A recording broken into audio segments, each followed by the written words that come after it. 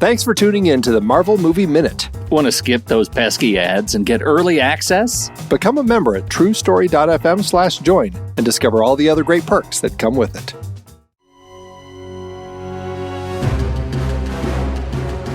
Welcome back to the Marvel Movie Minute, a weekly podcast which we assemble to explore the films of the Marvel Cinematic Universe 5 minutes at a time. In this, our 8th season, we're looking at Thor: The Dark World. I'm Matthew Fox. And I am Pete Wright. And today we're talking about minutes 46 through 50, which begin with the Dark Elves pew-pewing their way into the Palace of Asgard and end with Malekith's Phantom of the Opera origin story and the death of Frigga.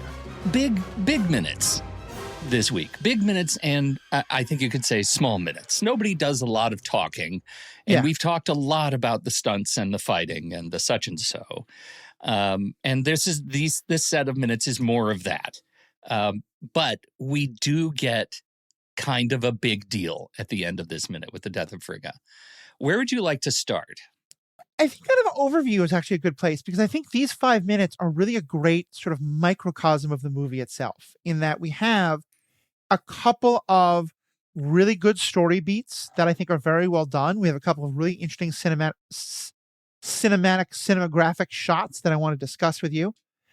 And then we have a whole bunch of nothingness, for the first couple of minutes that are just eye-rolly. And so yeah, it was really kind of interesting to me seeing both of those. And I think there's enough that's good to discuss. Why don't we quickly get out of the way? Swords versus lasers. This again makes no sense. I don't understand it. The Asgardians are like, if there's a thing about how Malekith and his Dark Elves are more technologically advanced, I would get it. But they're actually older, but they've got laser guns, and the Asgardians are using, I don't get it. Yeah. The nothingness grenades, I also don't really understand at all. They're kind of a cool looking effect. But also right. Why not somebody found something in After Effects is what that screams right? to me. Yeah. And clearly. It's fun. It looks cool, but I could not find any source. Yeah. But let's just get into, so once they have kind of fought their way through the Goblin City to the, wherever that David Bowie and his very, very tight pants are waiting. We get to Malekith and his big pet monster dude, who has a name that I'm forgetting. Cursed now I forgot the name. It's what's his name? The Strong. Yes. Anyway, they come through and they are in Frigga's bedroom or some room that Frigga is in with Natalie Portman, and we get the death of Frigga. Now, we have talked a number of times about Frigga and her agency in the film. And here we get, again, I actually really like the way you approach this as a microcosm of the whole movie, because we get, over the course of a few minutes, Frigga, who is allowed to be something of a badass, to Frigga needing to be rescued. And I think that's an interesting swing that happens over about, actually, probably 45 seconds. She has some efficiency with her little sword and goes to town on Malekith. Yeah, to me, it says a couple of things. One, it's that Malekith is much more of a leader than an individual fighter himself, because he does kind of get his butt kicked. And that'll happen a couple of times over the next couple of things. And the fact that Malekith himself doesn't deliver the death blow felt significant. We learn, as you said, that Frigga isn't just a damsel in distress, that she can fight back. And I also think we learn a really important idea of who she is with this recurring theme of sacrifice and worthiness, because the way I read it is, and for those who haven't seen this movie very recently or didn't rewatch these minutes, she basically uses illusion magic to create an image of Jane Foster, which is who Malekith is going after, to allow the actual Jane more time to escape. And there's a couple of things here we can get into. Is she worried about protecting Jane because she cares about this human who previously no one cared about? Is she worried about protecting the ether and making sure that Malekith doesn't get his hands on it? But either way, to me, the implication is that she could have maybe done a better job fighting for her life, but instead chose to focus her magical abilities on allowing Jane to escape. Oh, that's interesting. Yeah. To me, that's a really important beat, because this is what both Thor and Loki have really been wrestling with, is selfishness versus selflessness. And that was kind of the arc for Thor in the first movie. And it was the arc that Loki is somewhat going through, and that when his mother scolded him earlier in the movie, it was about this idea, and about like ruling is often about putting others ahead and things like that. And yeah, so I really liked that. And as well as the beat of, I'm sort of throwing things at you to respond to, but the last part of it is that the illusion magic she uses looks exactly the same as the illusion magic that Loki uses. So, which I think a nice way of reminding us that he doesn't have this magic ability because he's a frost giant. He has it because his mother taught him that. And I think that goes to something we've seen time and time again, that she really kind of likes Loki more than Thor. I've always been on, Loki is sort of a mama's boy when it comes to Frigga, and Thor has always been in the image of Odin, and that's just how the siblings split. Now, I have no siblings. I don't know how that works, but here it just sort of feels the way, like she has a stronger affinity with Loki, and it makes sense that she would spend more of her time teaching him the ways of her magics. I want to rewatch some parts of Frigga with Thor, because I think I'd put a slightly different spin on it. And I'm not saying this happened in my own family, but certainly when I was working as a pastor and doing family therapy and things like that, I studied this a lot. Because a dynamic that will often happen is that when one parent has a clear favorite, which is often a father with a son, but it can be any genders, that often the other parent will somewhat compensate and give the other, like, have a real sympathy for the other child feeling left out or things like that. And so it may wind up being functionally that one parent pays more attention to the other, to one, and the other parent to the other. But to me, I think it is clear that Odin focuses on Thor and is deeply disappointed by Loki. Right. And I don't think it is at all. I think Freya is not disappointed in Thor, except for the first movie, but then everybody is. But I think she definitely has that. She has a soft spot for Loki because she sees him not being treated well by his father. Yeah. Okay. I'll stand with that.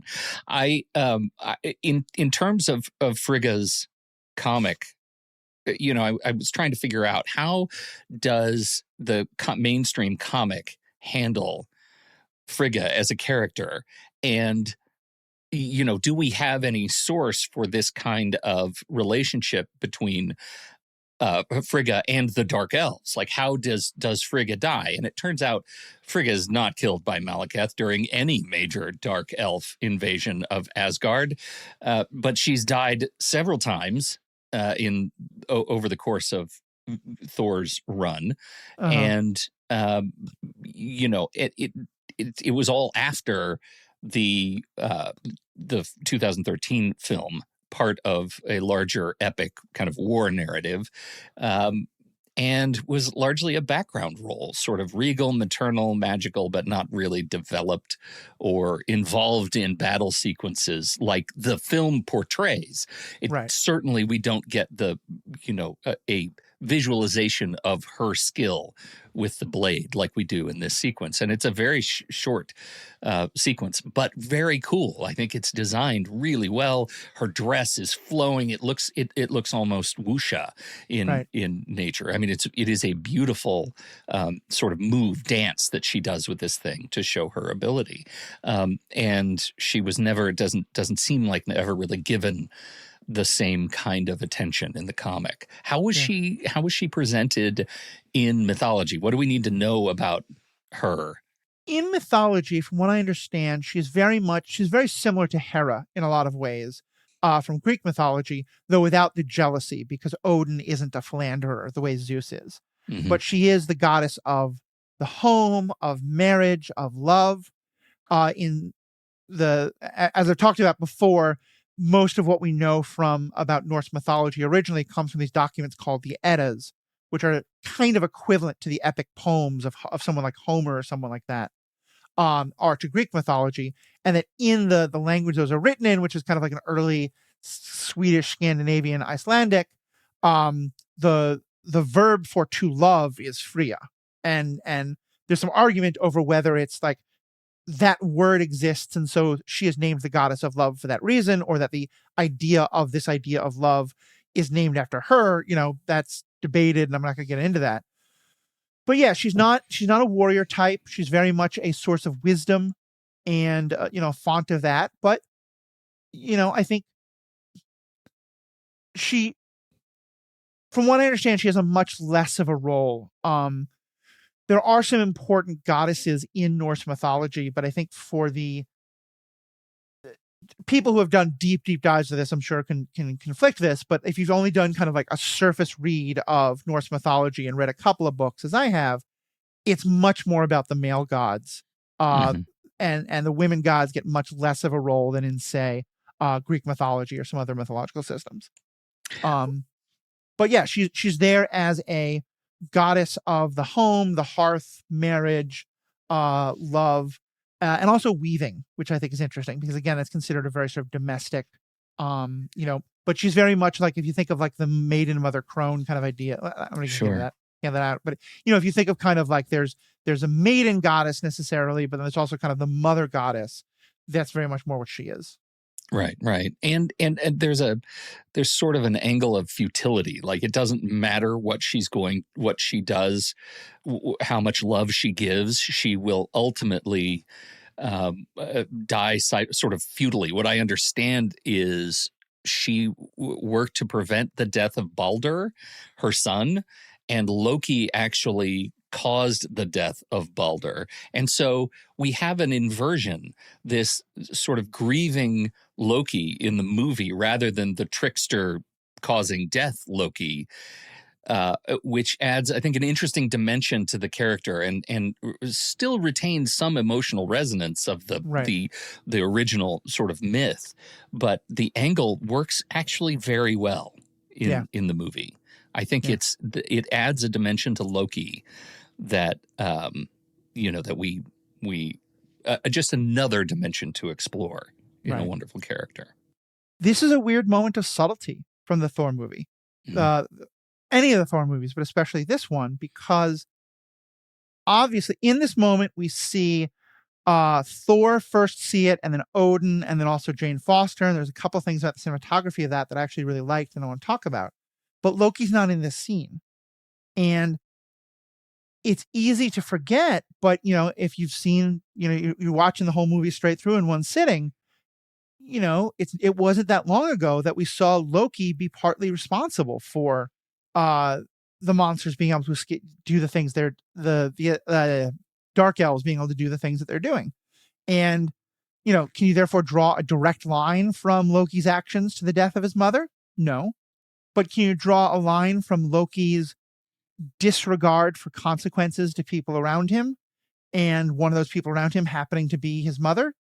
100%. I think when he helps the Dark Elves, I think he doesn't even really realize he's helping the Dark Elves. He's just helping this big, Bob, as we're calling him. Right. He's got a better name, and writers are writing in furiously about us. But he knows some Asgardians are going to get hurt from that, and he, it's just not his concern. Algrim the Strong. Algrim. Let's just say, so that if you're in the middle of writing, don't worry about it. We got it. Okay. Algrim the Strong. So I'm not going to call him Bob. I'm going to call him Al. That's better. Let's stick with Al. All right. So we have this tragically futile maternal character who is killed. We also have, that's sort of the her line. But Malekith has kind of a dramatic entry into the sequence, and there is one moment that I think is, I don't know, it's probably too on the nose to be artful, but I like it anyway, where he uses one of the nonsense black hole bombs to suck the throne of Asgard into the other space, wherever things go. And he does it with this sort of casual sort of nonchalance that you would expect from this kind of person. We're going to be showing an extraordinary amount of disrespect, and we're going to be doing it with the air of cool guys don't look at explosions, right? I mean, I thought that was a nice way to enter Malekith into the place he's been trying to get all along. Right. Well, yeah, it's him. he's in this interesting place where on the one hand, he is not there to kill Odin. I don't think he's even really there to kill Frigga. He's there to get the ether. Right. But Frigga's the one who's in his way.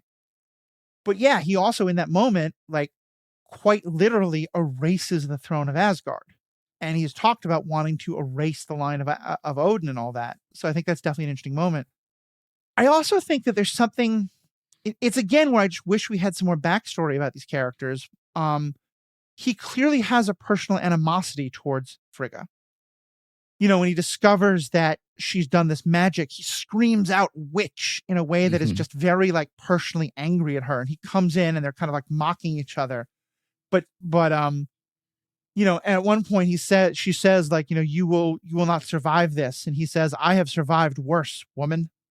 And that alone is a line that's very kind of like direct. It's not just like talking to some random person he's fighting. It's like, I have survived, you know, it's kind of a taunting her about his fight with her husband or about his fight with her maybe.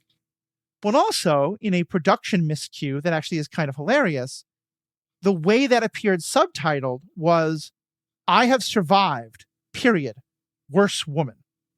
Which I just thought was hilarious. No. Like, you are worse woman. Like, yes. You know, very kind of like broken English insults that you might find in a tweet by a certain orange political figure. So yeah, I just that just was a like, okay, that was a mistake, but I think someone probably left that in intentionally because it's just kind of fun for the moment. That's funny. Tell me what you like about the production and the camera in here. I'm excited to hear you come with some enthusiasm. So there's a couple of things. First, I do think that the way it is done of Malekith gives the order, but it is someone else who stabs her, and she's literally stabbed in the back. It's just shot in a nice way that makes it feel both like personal and impersonal. And kind of a nice reminder that Malekith is maybe not personally as powerful as he thinks he is. But where it really takes off, and one of the two shots that I really noticed is you see him do that, and then the next thing you see is the side of his face all of a sudden being lit up and clearly very badly burned and scarred by this lightning that's coming in. And, you know, a second or two, we realize that it's because Thor is running in and clearly has shot that lightning. But they don't even show us that. They let us deduce that. And it was just such a... We see him use the lightning many times. I don't think we've ever seen a visceral, like, watching it strike someone's face and their face, like, burn from it. Yeah. And I thought that was just a really powerful moment. So I'll start with that one. What did you think of that moment there? I like the moment a lot. I think it's I like the fact that it again, it sort of amps up the possibility of Thor, that when he is sort of crushed with this sort of rage, he's able to conjure a sort of murderous damage. And it's not a color we usually see on Thor. Yeah. And then the second shot was at the very end, kind of going right past the jumping onto a spaceship that then disappears and blah. But we get to this moment because I think we see very little of Jane. And frankly, we don't really know when we're actually seeing Jane versus seeing the magic until the very end. But clearly, this is a pretty hard moment for Jane. And I'll ask everyone, think about the first time you went to go meet your romantic partner's parents. And probably the last thing you wanted to do was impose. And imagine now that people have thought that, like, you're a little dangerous to bring home.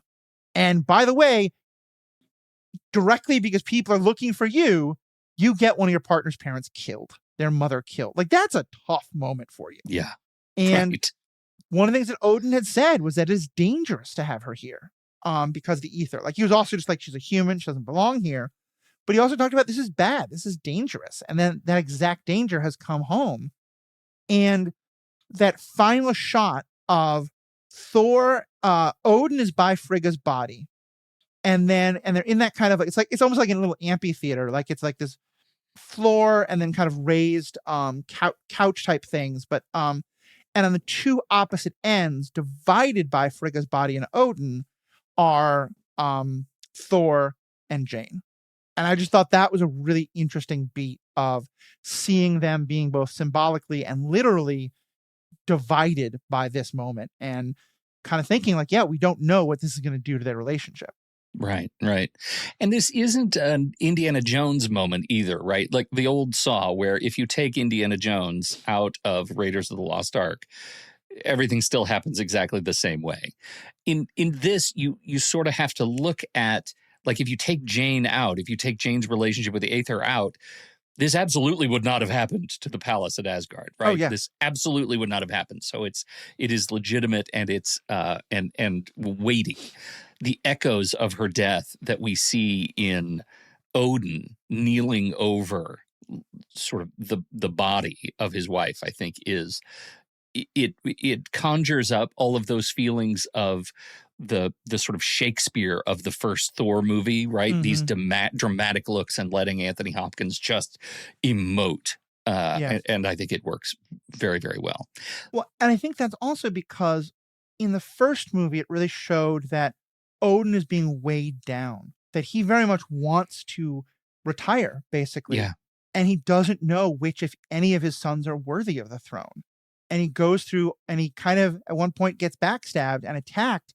And then he kind of just checks out. You know, he kind of is like, peace, I'm going to go into a coma for a while, dudes, because this is so stressful for him. And one of the things we saw in that was that the one person he could turn to who didn't look to him as king and father and all that, but as an equal and who could like tease him back and be a shoulder that he could break down on, was Frigga. Mm-hmm. And to me, I'm kind of thinking of all that while I now realize Odin has lost that. Yeah, right. On the production side, and this is really an editing choice, editing and blocking, there is a Zoinks camera moment in this scene that is, I go back and forth between whether or not it's frustrating. This is a thing that Steven Spielberg does all the time.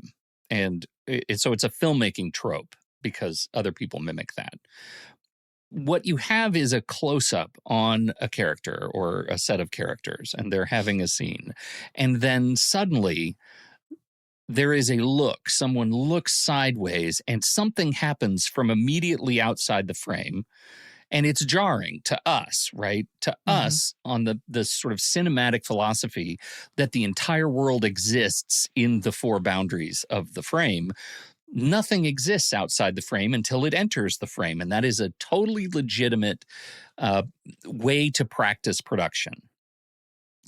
This is a tool for surprise that sometimes doesn't work. And in this case, to me, it doesn't work. Frigga has just effectively bested Malekith, and she's on him with the sword. And out of nowhere, this 14-foot giant with horns is standing right next to them and reaches into frame and grabs her, as if she could not have seen him coming. Or like heard. Weird to assume that he didn't exist until his hand entered the frame. But if you think about it for a hot second, you realize that thing doesn't sneak up. Like the blocking would have had to change in order for the drama to play out. And so it's like a cheat code to just get us to the next exchange. Well, and I stop. It takes me out of the film. And if the film's job is not to let me go, it lets me go. And it's so funny because I feel like they used the exact same trick to a much better result in the shot that I talked about a second ago. Yeah. Because again, we see Malekith turn his face to the side a bit, and then all of a sudden, out of nowhere, lightning hits it. Right. And that works because Thor is quite far away.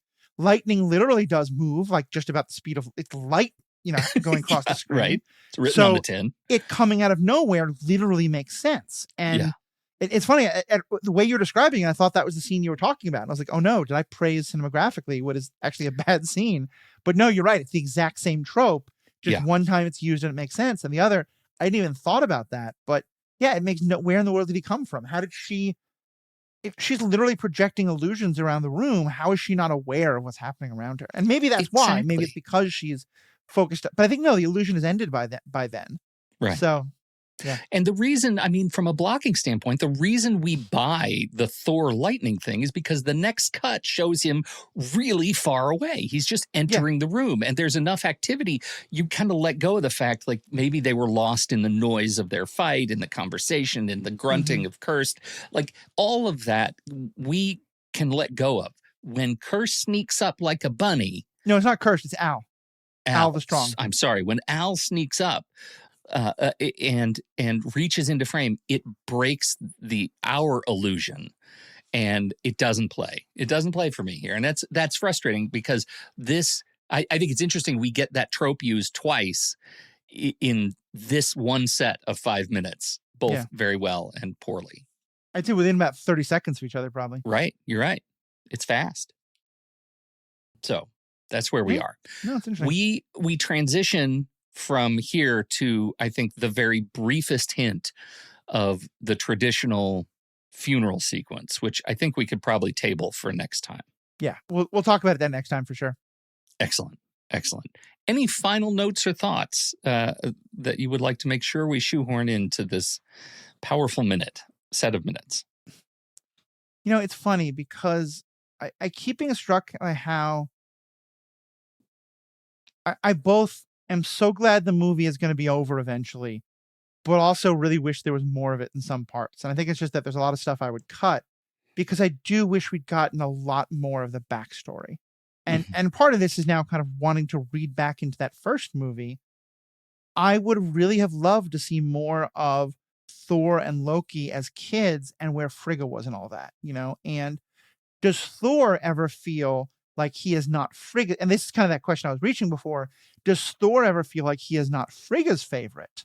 Or is it more that, you know, that it's like when Loki is being kind of pushed around by his brother and his father, that's when Frigga is stepping in, which may still make Loki feel like, make Thor feel like, hey, everyone should be focused on me. Like, yeah. I'm the hero child. I'm the blood child. Right. Yeah. Right. Yeah, which is so in some respects, you know, we have talked about the Fantastic Four movie on some other shows and how it serves as a fantastic sequel to a movie we never saw. Yeah. And that's problematic for the movie that we got. The Thor franchise, actually, I think is a rich opportunity for showing us a prequel of the lives that led to these dramatic Shakespearean, you know, plays that we get on screen with these characters. And I think you're right. There is room and, you know, potentially interest in seeing more. Certainly for me, I would watch that.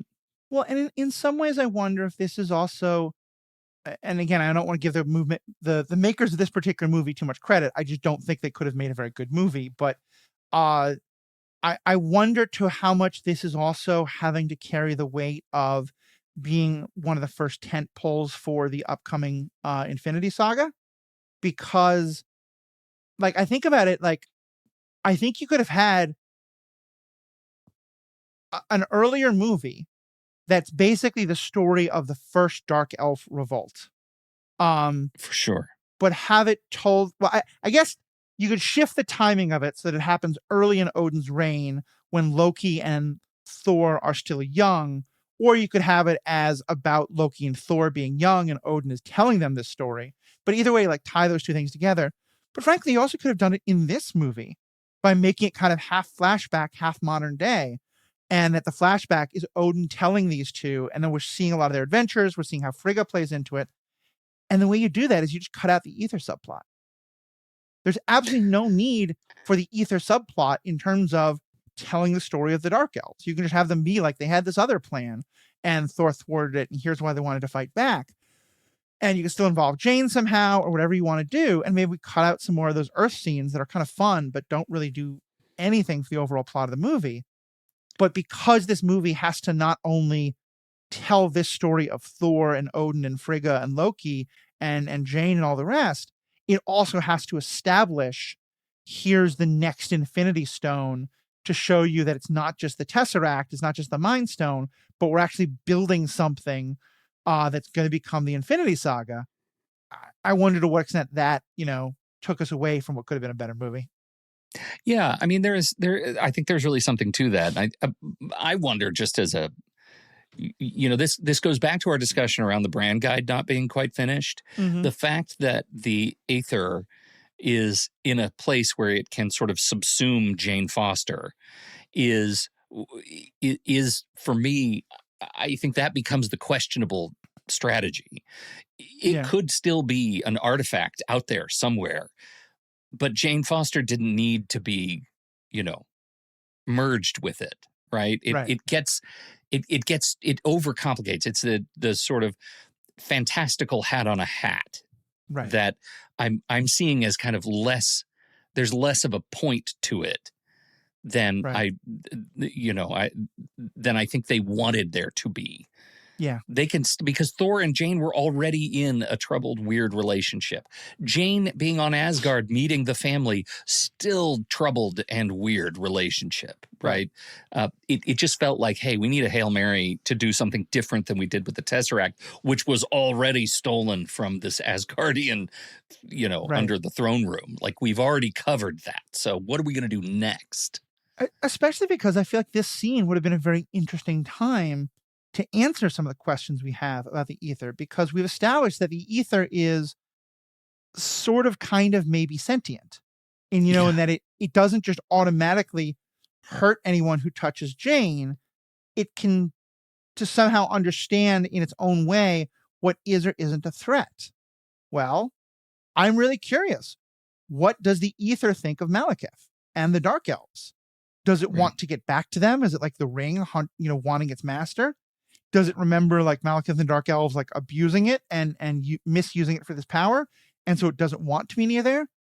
By Frigga, like, I think it's an interesting character beat from Frigga to protect Jane, but by doing that, the movie basically never lets the ether within Jane react to Malekith and the Dark Elves, and I think that's also a mistake, because like that could have taught us a lot about some of these questions. It's a real high jump, low ceiling kind of experience too, because everything you're describing sort of neuters the role of the ether having its sort of sentience in the first place.